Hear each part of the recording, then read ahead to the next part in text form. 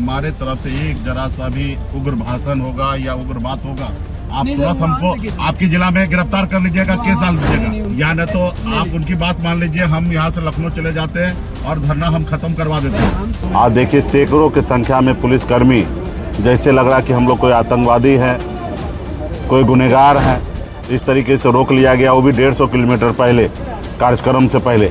और आज वहाँ जाने की अनुमति कह रहे नहीं दे रहे हैं। आज एक बच्ची न्याय के लिए 10 दिन से धरना पर बैठी है, लेकिन उनका धरना समाप्त नहीं हो रहा है। अगर कोई मिलना चाह रहे तो इस तरीके से गुंडाई कर रहे हैं और उनको रोका जा रहा है। 2 दिन के अंदर में अगर नहीं तोड़वाते तो फिर हम आएंगे, चाहे वो हमको छुप के क्यों ना आना पड़े। देखिए इस वक्त की सबसे बड़ी खबर, मुकेश सहनी और यूपी पुलिस के बीच आमने सामने जो है जबरदस्त बहस हुई है। पुलिस जो है उनके पूरे काफिले को रोक दी है और उनसे जो है सवाल जवाब किया गया है और उनकी एंट्री पर रोक लगा दी गई है। मुकेश सहनी किस कदर पुलिस से जो है वो बहस करते, किस कदर पुलिस जो है उनके सामने आकर रोक दिए पूरे काफिला को, वो तमाम तस्वीरें आप देख रहे होंगे। लेकिन आपको बता दें कि इस बार इसके बाद जैसे ही मुकेश सहनी को आजाद बिंद के परिवार से, जो आजाद बिंद के परिवार जौनपुर में वो मुलाकात करने जा रहे थे और वहां पीड़ित पक्ष से मिलते इससे पहले ही यूपी पुलिस ने मुकेश सहनी के पूरे काफिले को रोक दिया। इस बारे में वो क्या कुछ कह रहे हैं, पहले आप वो सुन लीजिए। मेरी बात सुन लीजिए। देखिए, आपके पास सिस्टम है, हमारे तरफ से एक जरा सा भी उग्र भाषण होगा या उग्र बात होगा, आप तुरंत हमको आपके जिला में गिरफ्तार कर लीजिएगा, केस डाल दीजिएगा। देखिए, मैं तो जाने का कोई प्रश्न नहीं, मैं आपको हेल्प करने के लिए आया हूँ, मैं आपको हेल्प करने के लिए आया हूँ, आप साथ में चलिए। हाँ बात हो गई, आप पहुँचिए तुरंत। आप बात करा दीजिए। मिले नहीं क्या ये सुधार? कहाँ पे थाने पे हैं आप?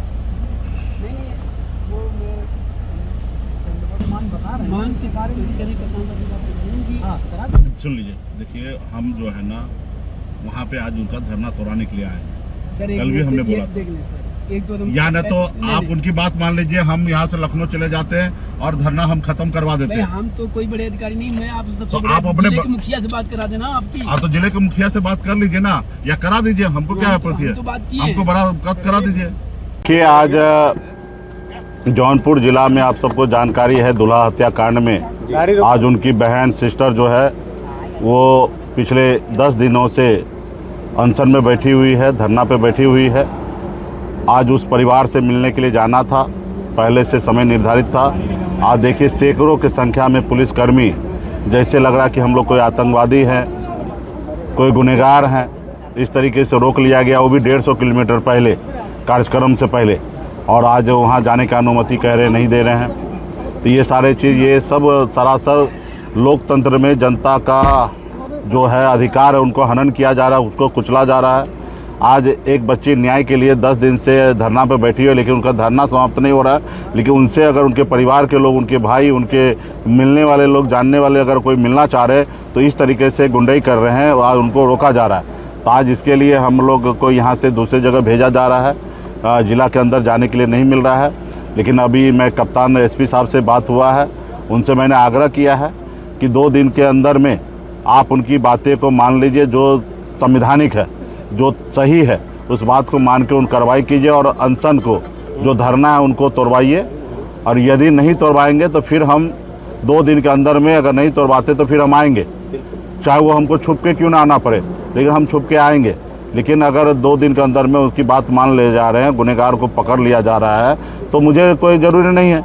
आज सरकार जो है ये तानाशाही का दिखा रही है, जिस तरीके से अपराधी खुलेआम घूम रहे हैं और सरकार कुछ नहीं कर पा रहे। तो जहाँ पे सवाल खड़ा हो रहा है कि उनको बचाया जा रहा है क्योंकि उनके अपने वोटर है, तो इसके लेके आने वाला समय में हम लोग लड़ाई मजबूती से तेज करेंगे।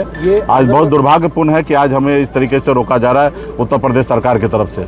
मतलब नेताजी, मैं ये कहना चाहूँगा कि जिस तरह से आपको सठिया मतलब हाईवे पे, बॉर्डर पे रोका गया है आजमगढ़ की पुलिस द्वारा, मतलब प्रशासन का कहीं न कहीं आपको जो मतलब आपको न्याय के लिए आप जा रहे थे, उसमें क्या मंशा रही, किस तरह से आपको रोका गया? अब इस तरीके से कि मामला ज़्यादा उछले नहीं, ज़्यादा ये ना जाए, लोगों के बीच में ना फैले, तो भाई नहीं फैले तो आप उनकी बात मान लीजिए। जो गुनहगार उसको जेल के सलाखों में डाल दीजिए, जो कार्रवाई वो कार्रवाई कीजिए। कार्रवाई भी आप नहीं कीजिएगा, उल्टा सीएम साहब से के पास जाएंगे तो सीएम साहब गाली देगी। मतलब ये कहाँ का न्याय है भाई? एक राज्य के मुख्यमंत्री, एक बेटी एक लड़की अगर किसी से न्याय मांगने के लिए जा रहे हैं तो वहाँ पे उनको आप इस तरीके से फटकार रहे, अपना लाल आंख दिखा रहे, गुस्सा कर रहे। यही काम आप उसको अपराधी के साथ कीजिए, लेकिन उनको तो आप गुस्सा कर रहे, गाली दे रहे। तो ये सही नहीं है, ये गुंडागर्दी नहीं चलेगा। अभी आपने देखा कि कमलेश बिंद का यहाँ पे किस तरीके से कैमूर से उठा के और जो गाजीपुर में उनका हत्या का इनकाउंटर कर देता, फेक इनकाउंटर। तो ये सब गरीब पिछड़ा दलित सिर्फ आपके इनकाउंटर होने के लिए नहीं है, यहाँ पे उनके भी परिवार में कोई घटना होता है उसको न्याय देने का काम कीजिए। किस तरह से न्याय मिलेगा नेताजी? न्याय तो आने वाला समय में इस सरकार को बदल के ही मिलेगा। तो आपने सुना कि किस कदर मुकेश सहनी ने जमकर निशाना साधा, कहा कि क्या कानून का राज नहीं है? उत्तर प्रदेश के मुख्यमंत्री अपराधियों को संरक्षण दे रहे हैं क्या? अगर आज भी हमें आने से रोका गया है लेकिन ऐसे ही किया जाएगा तो हम 2 दिन बाद छुपकर फिर से अब आजाद बिंद के परिवार से मुलाकात करेंगे। आपको बता दें कि आजाद बिंद के बाद उनके परिवार जौनपुर के जिला मुख्यालय में 10 दिनों से धरना प्रदर्शन पर बैठे हुए हैं। कोई सुनवाई अब तक नहीं हुई है और मुकेश सहनी पीड़ित पक्ष से मिलकर जो है वहां उनसे बातचीत करते, ढाढ़स बंधवाते, लेकिन उससे पहले ही यूपी पुलिस ने उनके पूरे काफिला को 150 किलोमीटर पहले ही रोक दिया, जिसके बाद मुकेश सहनी जमकर भड़क उठे और बरस पड़े। कह दिया कि क्या अपराधियों को बचाने के लिए उत्तर प्रदेश के मुख्यमंत्री ये सब कर रहे हैं, और उन्होंने अल्टीमेटम 2 दिन का दे दिया। उसके बाद फिर से छुपकर मुकेश सहनी जौनपुर पहुंचेंगे और वहीं वो कमलेश बिंद परिवार को लेकर कहा कि आप घर से उठा रहे हैं और जाकर गाजीपुर में निषाद समाज के लोगों को गोली मार दे रहे हैं, तो फिर ये कहां से न्याय की बात हुई? बने रहे खबर पॉइंट के साथ। अगर आप यूट्यूब पर देख रहे हैं, चैनल को सब्सक्राइब कर ले, फेसबुक पेज को लाइक करें। धन्यवाद।